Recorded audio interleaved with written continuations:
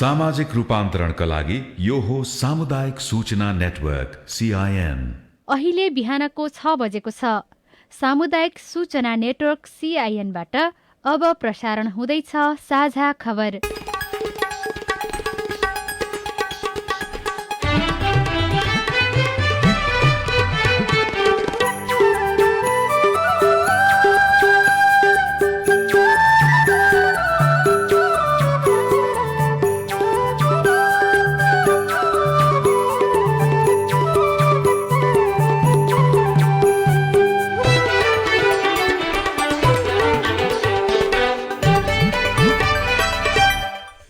प्रभात, यो CIN को साझा खबर हो। स्नेहा कर्णसँगै गोविन्द खड्काको तपाईलाई स्वागत छ।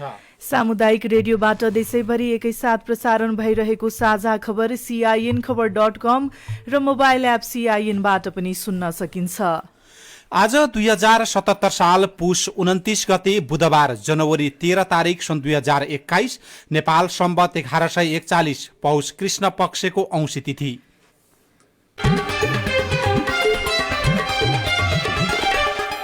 साझा खबरमा प्रमुख खबरका शीर्षकहरू। लयमा फर्किँदै उद्योग धन्दा, आर्थिक गतिविधिमा सहजता आएको राष्ट्र बैंकको दाबी। 13%ले भने रोजगारी गुमाए, उखु किसानले फेरि पनि भुक्तानी पाउन सकेनन्। नेकपा विवादले चुनावमा चुनौती, प्रतिनिधि सभा विघटन सम्बन्धी रिटमा आज सुनवाई हुँदै चुनावका लागि तयारी अवस्थामा बसेको कांग्रेसको प्रतिक्रिया। जनता समाजवादी पार्टीमा दुई धार। विश्वभन्दा नेपालमा कोरोनाको फरक परिवेश, संक्रमण दर घट्दो। चीनबाट ल्याइएका 6 करोड PCR परीक्षण किट खेर जाँदै। कक्षा 11मा नयाँ पाठ्यक्रम लागू गर्ने बाटो खुल्यो। भारतको सर्वोच्च अदालतले लगायो कृषि कानूनमा रोक, वार्ता गर्न समिति गठन। आफू विरुद्ध संसदमा महाभियोग प्रस्ताव पेश भएपछि ट्रम्पद्वारा संकटकालको घोषणा। र 17औं संस्करणको स्पोर्ट अवार्डमा 13औं सागका खेलाडीको वर्चस्व। गौरीका र मन्देकाजीलाई वर्ष खेलाडीको अवार्ड।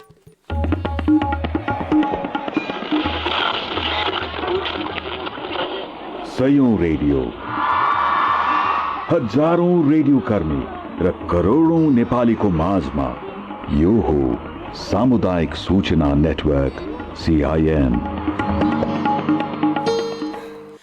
साझा खबरमा सबभन्दा पहिले आर्थिक गतिविधि सञ्चालनमा सहजता भएको र उद्योग धन्दा खुल्न थालेको प्रसङ्ग।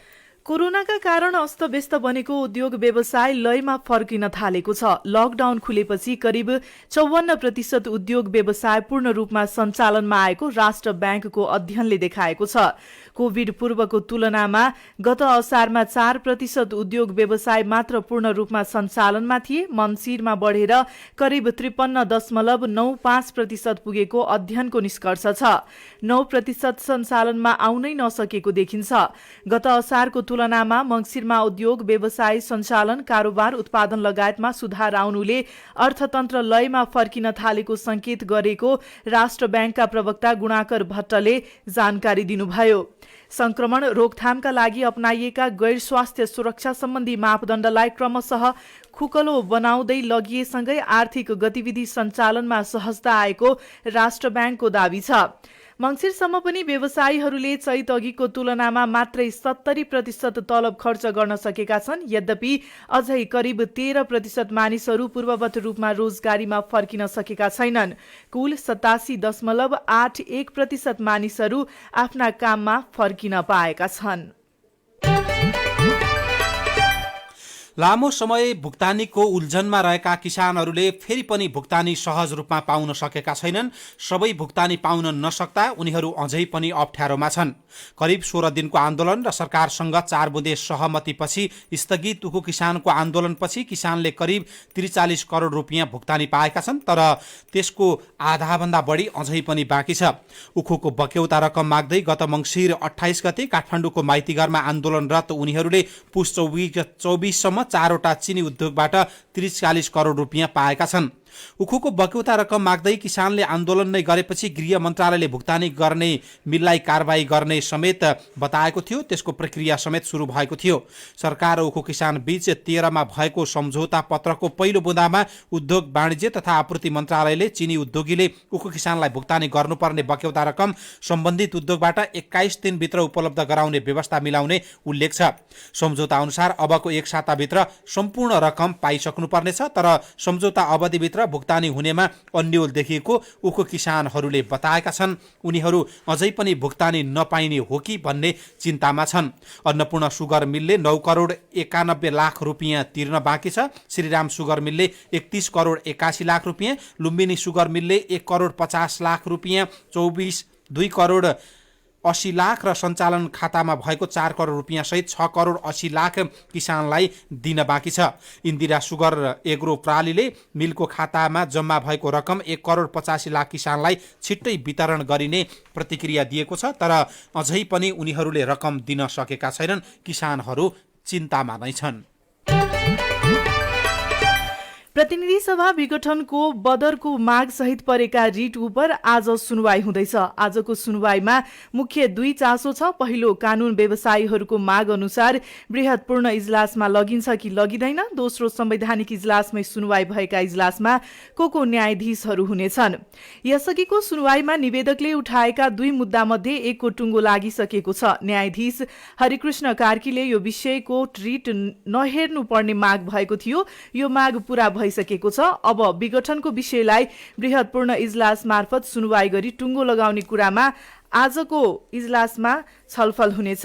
सर्वोच्च अदालतको संवैधानिक इजलासले नै उक्त विषयको निधो गर्न लागेको हो। राष्ट्रपति कार्यालय, प्रधानमन्त्री लगायत विपक्षीबाट लिखित जवाफ आइसकेको अवस्थामा पुस 22 गतेदेखि संवैधानिक इजलासमा निरन्तर सुनवाईको पेशी तय भएको थियो। तर न्यायाधीश हरिकृष्ण कार्कीले इजलासमा सामेल नहुने निर्णय लिएपछि बहस रोकिएको थियो। सर्वोच्चका प्रवक्ता भद्रकाली पोखरेलले पेशी तय भइसकेको अवस्थामा रहेकाले सुनवाई प्रक्रियामा जाने जानकारी दिनुभयो।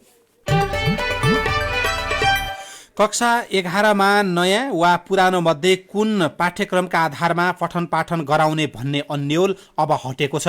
सर्वोच्च अदालतका न्यायाधीश तेजबहादुर केसी र प्रकाश कुमार ढुङ्गानाको संयुक्त इजलासले नयाँ पाठ्यक्रम कार्यान्वयन रोक्न परेको रिट निवेदनमा हिजो सुनवाई गर्दै माग बमोजिम नहुने फैसला सुनाएपछि अन्यलता हटेको छ। अब नयाँ पाठ्यक्रम लागू गर्ने बाटो खुलेको छ।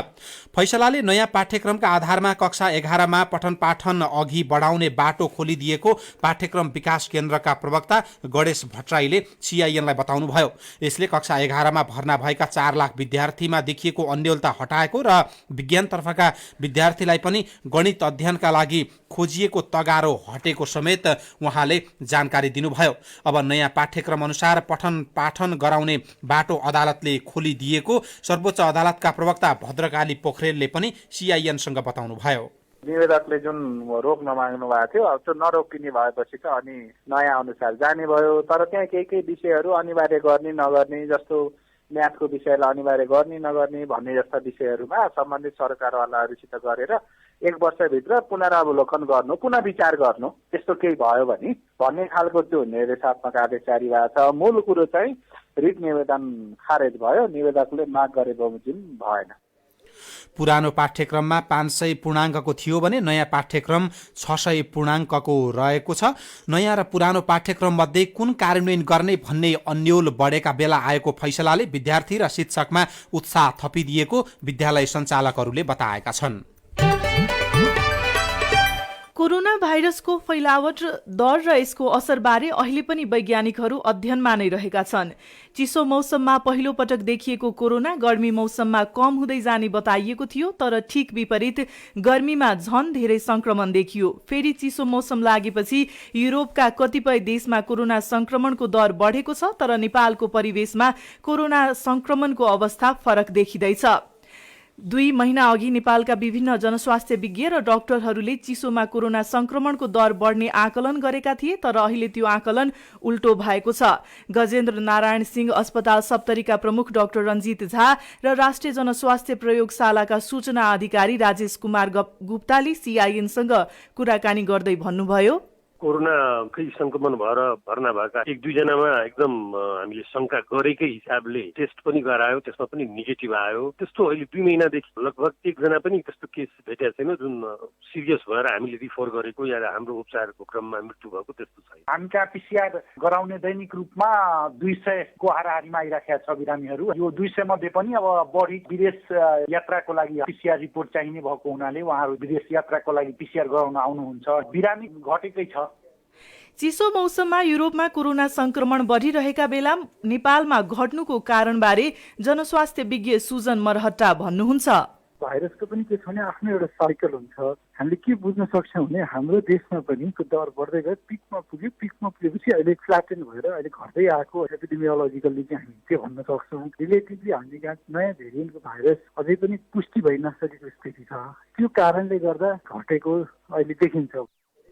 कोरोना संक्रमणको दर घटे पनि सजगता अपनाउन सरकारले निरन्तर आग्रह गरिरहेको छ। कोरोना भाइरसको परीक्षणका लागि नेपाली सेनाले चीनबाट G2G मार्फत खरिद गरेको 6 करोड RT-PCR परीक्षण किट भने खेर जाने अवस्थामा पुगेको छ। अहिलेसम्म प्रयोगमा नआएको किट अब कोरोना परीक्षणमा एन्टिजेनको प्रयोग हुन थालेपछि गोदाममै थन्किने भएको छ। कोरोना परीक्षणका लागि ओम्नीले ल्याएका परीक्षण सामग्रीमा अनियमितता भएपछि सरकारले सेनालाई जिम्मा दिएको थियो। सेनाले कोरोना भाइरस संक्रमित पत्ता लगाउन प्रयोग गरिने RT-PCR परीक्षण PCR किट VTM र RNA कन्ट्र्याक्सन किट ल्याएको थियो। चीनबाट असारमा 6 करोडका ती सामग्री खरिद भएको थियो। अहिले त्यसको प्रयोग भएको छैन। अहिले थन्किएको अवस्थामा रहेको छ। कुनै पनि व्यक्तिको स्वाबको नमुना निकालेर राख्ने भाँडोलाई VTM भनिन्छ। VTMमा संक्रमितको स्वाब नमुनालाई केमिकलमा घोलिन्छ। कोरोना भाइरस पत्र भित्र लुकेको हुन्छ। पत्र फुटाएर भाइरसलाई बाहिर निकाल्न RN कन्ट्र्याक्सन किट चाहिन्छ। ती सबै सामग्री ल्याइएको छ तर प्रयोगमा नआएको प्रयोगशालाले नै जानकारी दिएको छ।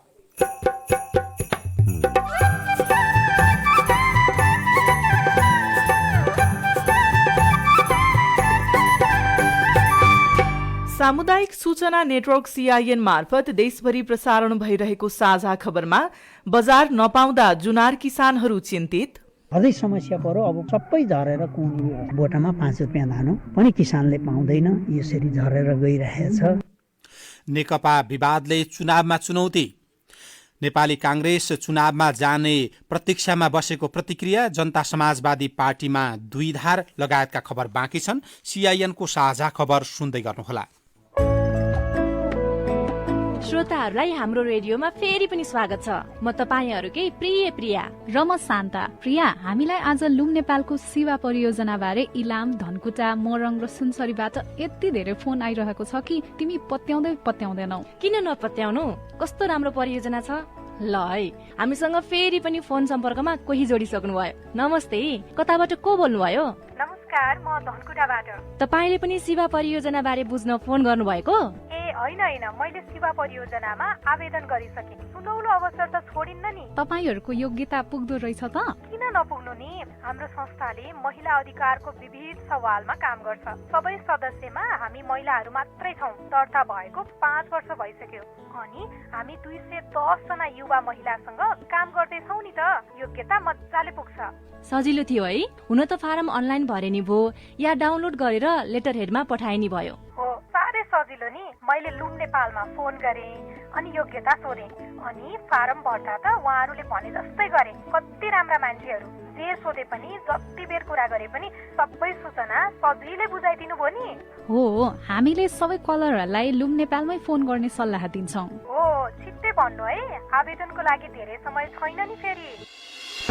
हो, phone number 01 42 51 335 98 0 20 38 262 01 42 51 335 98 0 20 38 262। Email manisha@lumnepal.org manisha@manisha@loomnepal.org।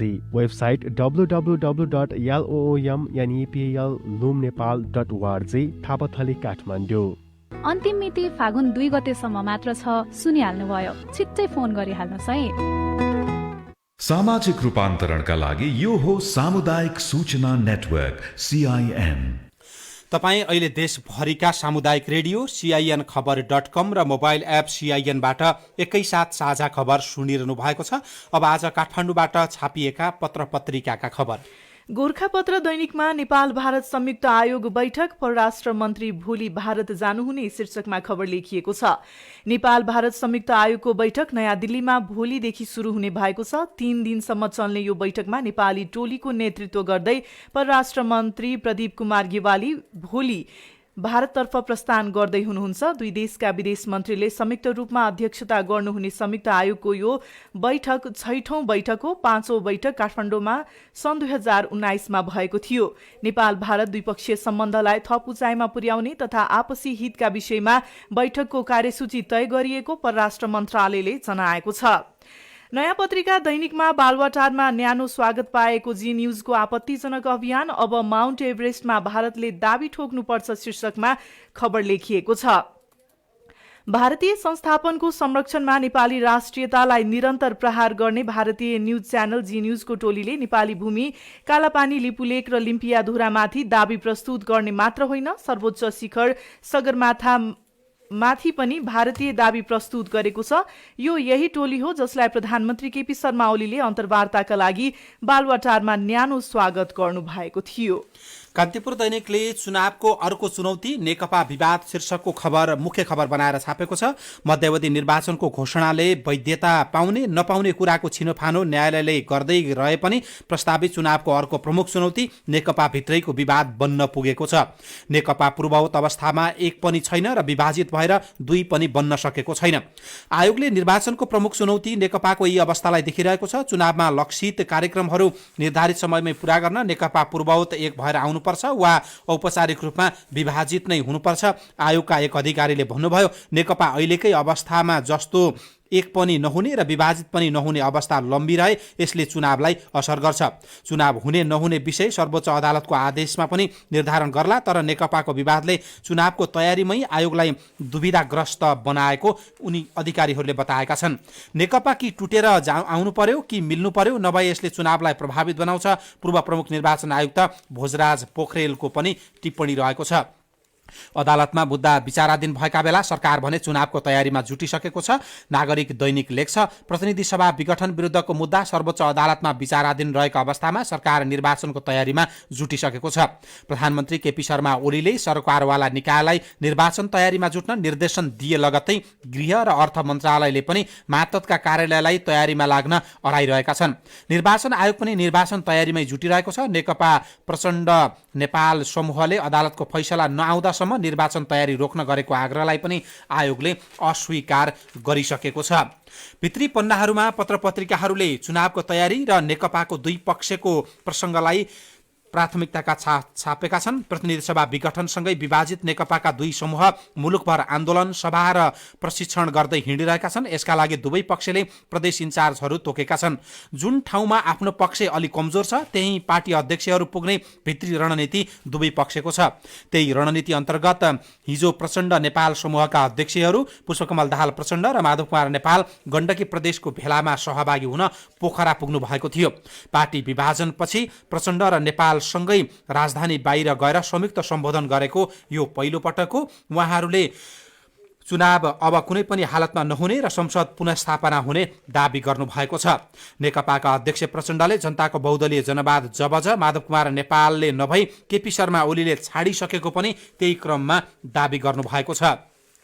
Nepali कांग्रेसले भने अब चुनावको तयारीमा जाने अवस्थामा रहेको बताएको छ। प्रमुख प्रतिपक्षी दल नेपाली कांग्रेसका सभापति शेरबहादुर देउवाले सर्वोच्च अदालतबाट प्रतिनिधि सभा विघटनको पक्षमा निर्णय भए आफ्नो पार्टी चुनावमा भाग लिन तयारी अवस्थामा बसेको बताउनु भएको छ। अदालतले प्रतिनिधि सभा पुनस्थापना वा विघटन जुन निर्णय गरे पनि कांग्रेसले स्वीकार गर्ने उहाँले प्रश्न पार्नु भएको छ। जसभामा भने दुई धार देखिएको छ। प्रतिनिधि सभा विघटन विरुद्ध सडक संघर्षमा रहेको जनता समाजवादी पार्टीभित्र एउटा समूह निर्वाचनको पक्षमा देखिन थालेको छ, अर्को समूह आन्दोलनमा जानुपर्छ भनिरहेको छ। तत्कालीन राष्ट्रिय जनता पार्टी राजपा पृष्ठभूमिका नेताहरू निर्वाचनप्रति नरम बन्दै गएका छन्। पार्टीको संघीय परिषद अध्यक्ष समेत रहनुभएका पूर्व प्रधानमन्त्री बाबुराम भट्टराई, अध्यक्ष उपेन्द्र यादव र उहाँको समूहका अधिकांश नेता भने प्रतिनिधि सभा पुनस्थापनाकै पार्टी निर्णयलाई लिएर सडक आन्दोलनमा केन्द्रित हुनुपर्ने भनिरहेका छन्। साझा खबरमा अब तपाईँको प्रश्न र त्यसको जवाब सहितको प्रश्नोत्तर श्रृङ्खला सोभिता रिसालबाट। आजको हेलो सीआईएनमा हामी यातायात व्यवस्था विभागलाई सोधिएका प्रश्नहरू समेट्दैछौं, जसको जवाफ दिँदै हुनुहुन्छ विभागका सूचना अधिकारी डाक्टर लोकनाथ फुसाल। गलकोट बागलुङदेखि निराजन ढकाल बोल्दैछु। अस्ति 14 गतेदेखि हाम्रो यातायात व्यवस्था विभागले अनलाइन दरखास्त खोलेको थियो लाइसेन्सको लागि, जुन चाहिँ सर्भर अन गर्दा बित्तिकै कहिल्यै पनि 6 बजे नै सर्भरको त्यो टाइम आउट हुने समस्या छ। यो के कारणले होला? हामी जस्ता लाइसेन्स नभएर फर्म भर्न पाउने अधिकार कहिले प्राप्त होला? 40-50 जनाले मात्रै एक दिनमा भर्न पाउनुहुन्छ र यसरी चाहिँ त्यति जनाले मात्रै पाउने, तर एकैचोटि हाम्रो सिस्टममा लगभग 1 सेकेन्डमा 1500 जनाले अहिले चाहिँ हामीलाई हिट गरेको अवस्था छ। त्यस कारणले गर्दाखेरि यो सिस्टम चाहिँ काम गर्न नसकेको हो, ढिलो भएको हो। अब यहाँलाई चाहिँ धैर्यतापूर्वक केही दिन चाहिँ वेट गरेर गर्नु होला। दिनमा 5000 को संख्यामा यो संख्या घटिरहेको छ अहिले। 3-4-5 हप्तामा यो चाहिँ नर्मल हुन्छ। त्यो नर्मल नहुन्छ नि हामीले धैर्य गर्ने उपाय, अर्को उपाय छैन। र हामीले चाहिँ यो हाम्रो सिस्टमको पनि अलिकति क्यापासिटी बढाउँदैछौँ। त्यो भयो भने अलिकति सजिलो हुन्छ, सहज हुन्छ। अर्जुन लामा, पालुङटार नगरपालिका 9 गोर्खा। गएको चैत 20 गते मेरो रिटेल दिनु थियो, लकडाउनको कारणले दिन पाएन। अहिले रिटेल मात्रै दिन पाउने भनेर खोलेको छ भन्ने सुनेको छु। के कस्तो हो जानकारी पाऊँ भन्न चाहन्छु। पहिला चाहिँ एकचोटि दिइसक्नु भएकाले अरू दुईचोटि दिन पाउने जुन चाहिँ व्यवस्था थियो त्यो अनुसार चाहिँ 90 दिनभित्र दिन पर्ने। उहाँहरूलाई नै मध्यनजर राखेर विभागले भर्खरै मन्त्रालयको सैद्धान्तिक सहमति लिएर 18 महिनाभित्र त्यसै रिटायर लिन पाउने भन्ने बनाएका छौँ। त्यो अनुसार चाहिँ हामीले यो सिस्टममा पनि करेक्सन गर्नुपर्ने हुनाले ETVRL को जुन हाम्रो सर्भिस प्रोभाइडर छ MSP मद्रास सेक्युरिटी प्रिन्टिङ, उनीहरूलाई हामीले लेखेर पठाएका छौँ र केही दिनमा चाहिँ यो सिस्टम चाहिँ सुध्रेर आउँछ र तपाईँले चाहिँ रिटायर दिन पाउनुहुन्छ। कार्यालयबाट पहिला दिनुभएको थियो त्यो कार्यालयमा सम्पर्क राख्दै गर्नु होला। पर्साका निकिता यादवले प्रश्न गर्नुभएको छ, स्कुटीको ब्लू बुक 1 वर्ष अघि हराएर मैले कर तिर्न सकेको थिइनँ।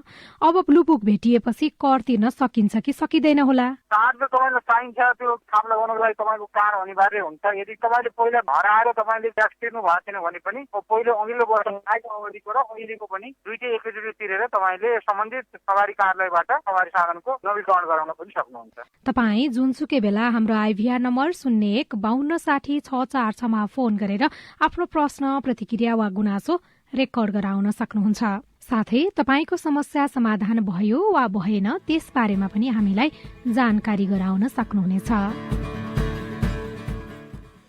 अब विदेशका खबर। अमेरिका, संयुक्त राज्य अमेरिकाले फ्रान्स र जर्मनीमाथि विमान सेवामा पाटपूर्जा र अन्य उत्पादनमाथि लगाएको नयाँ कर वृद्धि हिजोदेखि लागू हुने जनाएको छ। अमेरिकी भन्सार तथा सीमा सुरक्षा विभागले एक सूचना प्रकाशन गरी फ्रान्स र जर्मनीबाट उत्पादित ठूला नागरिक विमानमा पाटपूर्जा 15% थप कर उठाइने जनाएको छ।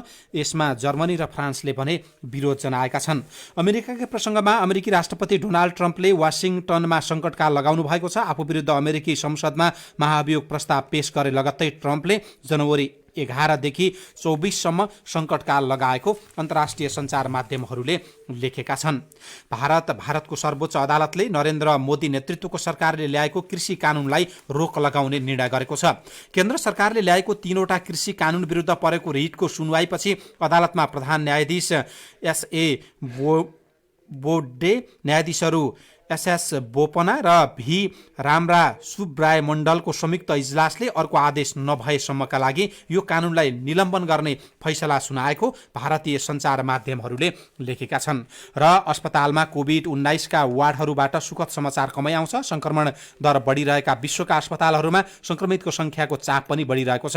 तर लगातारको क्लिनिकल परीक्षणका क्रममा घोषणा गरिएको 2 नयाँ औषधिले बिरामी र अस्पताल दुवैका हित गर्ने देखिएको बेलायती सञ्चार माध्यमहरूले लेखेका छन्। बेलायतमा नयाँ औषधि पत्ता लागेको छ। अब खेल खबर। नेपाल खेलकुद पत्रकार मञ्चले हिजो आयोजना गरेको 17औं संस्करणको NSJF अवार्डमा 13औं सागका खेलाडीहरूको वर्चस्व देखिएको छ। अवार्डमा गौरिका सिंह र मन्दै काजीलाई वर्षको उत्कृष्ट खेलाडीको सम्मान गरिएको छ। भलिबलतर्फ भलिबलका कप्तान अरुणा शाहीलाई पिपुल्स चोइस अवार्ड दिइएको छ भने सागमा नेपालले पहिलोपटक गल्फमा स्वर्ण पदक जितेको थियो।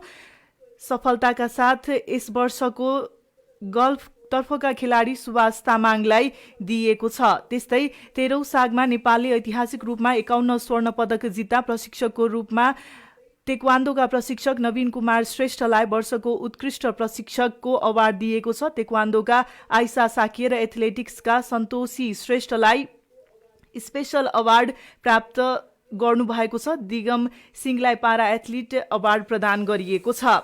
खेलकुदमा रहेका चुनौतीहरूको लागि सहकार्यमा पन्छ्याउँछु भनेर खेलकुद मन्त्री दावा तामाङले बताउनु भएको छ। नवनियुक्त युवा तथा खेलकुद मन्त्री दावा तामाङले खेलकुदमा रहेका चुनौतीहरूलाई सहकार्य गर्दै पन्छ्याउने प्रतिबद्धता समेत जनाउनु भएको छ। जुनार बेच्न नपाएका किसानहरू चिन्तामा। जुनार चीन पुर्याउने सरकारको नीति कार्यान्वयन हुन सकेन किन? रेडियो सामग्री, अरू खबर र कार्टुन पनि बाँकी छ। CIN को साझा खबर सुन्दै गर्नुहोला। प्रसूति एक विशेष अवस्था हो। कोरोना भाइरस कोभिड-19 महामारीको समयमा यस अवस्थालाई अझ बढी ध्यान दिनुपर्दछ। गर्भवती तथा सुत्केरीलाई पनि कोरोना भाइरसको संक्रमण हुन सक्छ। जुनसुकै अवस्थामा पनि गर्भवतीलाई विशेष हेरचाह र स्याहार चाहिन्छ।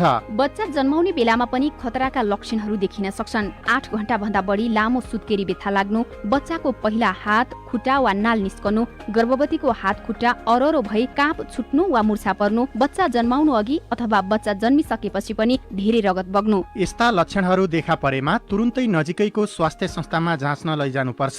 समयमै खतराका लक्षणको पहिचान गरी गर्भावस्थालाई सुरक्षित बनाऊ। कोभिड-19 सम्बन्धी कुनै पनि जिज्ञासा भएमा पैसा नलाग्ने कल सेन्टर 1115 वा 1133 मा सम्पर्क गरौँ। राष्ट्रिय स्वास्थ्य शिक्षा सूचना तथा सञ्चार केन्द्र र UNFPA द्वारा जनहितमा जारी। सामाजिक रूपान्तरणका लागि यो हो सामुदायिक सूचना नेटवर्क CIN। साझा खबरमा अब जुनार किसान र सरकारको कुरा। जुनार पाकेर बारीमा पहिलपुर छ, बेच्ने कहाँ मेसो मिलेको छैन। नयाँ फूल फुल्ने बेलामा पनि पुरानो जुनार बेच्न नपाउँदा जुनारको राजधानी मानिएको सिन्धुलीका किसान चिन्तित बनेका छन्। सिन्धुलीको गलन्जोर गाउँपालिका 4 3 कन्याका पदमबहादुर ठाडा मगरको बगैँचामा जुनार पाकेर पहेँलपुर भएका छन्। उहाँको बगैँचामा रहेको 125 भन्दा बढी बोटमा फलेको लगभग 4000 जुनार बिक्री हुने बाँकी छ। अघिल्ला वर्षहरूमा भए यो समयसम्म जुनार बिक्री भइसक्थ्यो, तर कोरोनाको प्रभावका कारण यस वर्ष आधा पनि जुनार बिक्री भएको छैन। मार्केटै छैन त, खनियारको लगेर 50 रुपैयाँ केजी बेच्नुपर्छ, गाडी भाडा आफूले तिरेर। यो समय जुनार बिक्री गरिसकेर बोटहरू छाँटकाट गर्ने समय हो। नयाँ फलका लागि फूल फुल्ने समय सुरु हुन लाग्दा समेत बोटका जुनार बिक्री नहुँदा चिन्ता बढेको बताउनुहुन्छ गुलन्जोर गाउँपालिका नयाँ खर्कका जुनार किसान तिलक बहादुर थापा।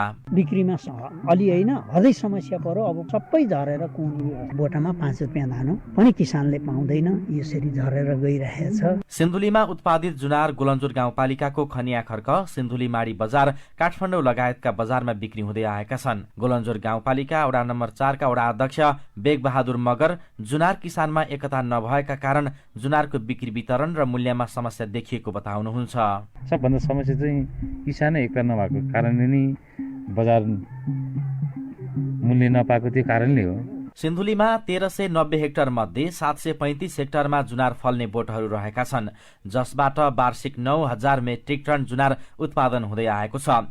जुनार सुपरजोन क्षेत्रमा उत्पादन भएका जुनार बीपी राजमार्गमा गुड्ने गाडीका यात्रुहरूले बढी किनेर कोसेलीको रूपमा लैजाने गरेका छन्। तर बीपी राजमार्ग भएर गुड्ने गाडीमा कोरोनाको समयपछि कम मात्रामा यात्रुहरू हिँड्ने गरेका छन्, जसका कारण जुनार बिक्री हुन सकेको छैन। सरकारले सिन्धुलीको जुनार छिमेकी देश चीनमा बिक्री गर्न पठाउने भनेर सम्झौता पनि गरेको छ, तर सिन्धुलीमा फलेको जुनार चीनमा निर्यात हुन त सकेको छैन नै, नेपालकै बजारमा पनि बिक्री हुन सकेको छैन। बुद्ध नेपाली, CIN, रेडियो विजय किल्ला, सिन्धुली। नेपालले सिन्धुलीमा फलेको जुनार चीन निर्यात गर्ने गरी सम्झौता गरेको 8 वर्ष भयो। गत वर्ष चिनिया राष्ट्रपति सी चिनफिङ नेपाल भ्रमणमा आएका समयमा यो विषय फेरि चर्चामा आयो र लैजाने निदो भयो। तर नेपालको जुनार चीन पुग्न सकेको छैन किन? हामीले कृषि र पशुपक्षी विकास मन्त्रालयका प्रवक्ता डाक्टर श्रीराम घिमिरेलाई सोधेका छौं। सिन्धुलीको जुनारलाई यही सिजनमा नै हाम्रो मित्र राष्ट्र चीनको स्वशासित क्षेत्र तिब्बत चाहिँ प्रान्तमा पठाउने भनेर सम्पूर्ण तयारी हाम्रो भइ नै सकेको हो हैन। निर्यात गर्नको लागि सहमति जस्तो एउटा चाहिँ अन्तिम आदेश लिनुपर्ने प्रोटोकलमा नै त्यो व्यवस्था भएको थियो के। फेरि चाहिँ परराष्ट्र मार्फत चाहिँ पत्रचार गर्यौं, उहाँहरूले चाहिँ कोरोनाको दोस्रो फेजको नै खतरा बढेर आयो। त्यस कारणले हामीले कुनै पनि राष्ट्रबाट चाहिँ गरिने चाहिँ यस्ता खाद्यान्नसँग जोडिएका चिजहरूको कारोबारमा चाहिँ हामीले अहिले चाहिँ रोक्ने नै निर्णय गरेका छौँ। त्यसैले कोरोना भाइरसकै कारण नेपालको जुनार चीन निर्यात हुनबाट चाहिँ वञ्चित भयो। हो एकदम एकदम निश्चित रूपमा त्यही नै हो। सिन्धुलीका किसानहरू यो सालबाट त उत्पादन गरिएको जुनार चीन नै पठाउन पाइन्छ कि भनेर उत्साहमा हुनुहुन्थ्यो। चीन पठाउन त पाइएन, स्थानीय बजारमा पनि वा नेपालमै पनि जुनार बिक्री नभएको गुनासो चाहिँ उहाँहरूले गर्नु परेको छ। उत्पादन गरेको फलफुललाई बजारसम्म पुर्याउने वातावरण चाहिँ किन हुँदैन होला किसानलाई? जहिले पनि यो समस्या त्यही त जो त्यससँग सम्बन्धित हुन्छन् उहाँहरूको चाहिँ नि सहभागितामा भर पर्ने कुरा हो क्या। त्यो सरकारले मात्रै चाहिँ गरिदिने कुरो पनि होइन, सरकारले सहजीकरणको मात्रै भूमिका हो होइन। भनेकै थियौँ तपाईँहरूले राख्नुहोस् है, चाइनामा नै लाने हो, निर्यात गर्ने हो भनेर रोकेरै राखेको हो। तर अन्तिम अवस्थामा अब हाम्रो नियन्त्रणभन्दा बाहिरको कुरा सिर्जना भएको कारणले उता निर्यात हुने चाहिँ रोकियो। अब यसपटक त कोरोनाले रोक्यो, अब कहिलेसम्म चाहिँ नेपालको जुनार चीनसम्म पठाउन सकिन्छ होला त? अहिले पनि गर्नुपर्ने तयारी पुरा गरिसके हो। केवल अन्तिम अवस्थामा अहिले तपाईँहरूले अब चाहिँ पठाउन सक्नुहुन्छ भन्ने खालको उहाँबाट एउटा त्यो सहमति जस्तो आउनु पर्ने हुन्छ क्या। हाम्रो त्यो करार सम्झौता जस्तो छ नि भएको चाहिँ बेहोरा हो। त्यो जब आएको 3 दिन कि 4 दिन भयो। कृषि तथा पशुपन्छी विकास मन्त्रालयका प्रवक्ता डाक्टर श्रीराम घिमिरेसँगको कुराकानीसँगै हामी साझा खबरको अन्त्यमा आइपुगेका छौं। सामुदायिक रेडियो प्रसारक संघद्वारा सञ्चालित सीआईएनको बिहान 6 बजेको साझा खबर सक्नु अघि मुख्य खबर फेरि एकपटक। लयमा फर्किँदै उद्योग धन्दा आर्थिक गतिविधिमा सहजता आएको राष्ट्र बैंकको दाबी। 13% रोजगारी गुमाए, उको किसानले फेरि पनि भुक्तानी पाउन सकेनन्। नेकपा विवादले चुनावमा चुनौती, प्रतिनिधि सभा विघटन सम्बन्धी रिटमा आज सुनवाई हुँदै चुनावका लागि तयारी अवस्थामा बसेको कांग्रेसको प्रतिक्रिया। जनता समाजवादी पार्टीमा 2 धार। विश्वभन्दा नेपालमा कोरोनाको फरक परिवेश, संक्रमण दर घट्दो। चीनबाट ल्याइएका 6 करोडका पीसीआर परीक्षण किट खेर जाँदै कक्षा 11मा नयाँ पाठ्यक्रम लागू गर्ने बाटो खुल्यो। भारतको सर्वोच्च अदालतले लगाए कृषि कानूनमा रोक। आफू विरुद्ध संसदमा महाभियोग प्रस्ताव पेश भएपछि ट्रम्पद्वारा संकटकालको घोषणा। र 17औं संस्करणको स्पोर्ट अवार्डमा 13औं शाखका खेलाडीको वर्चस्व।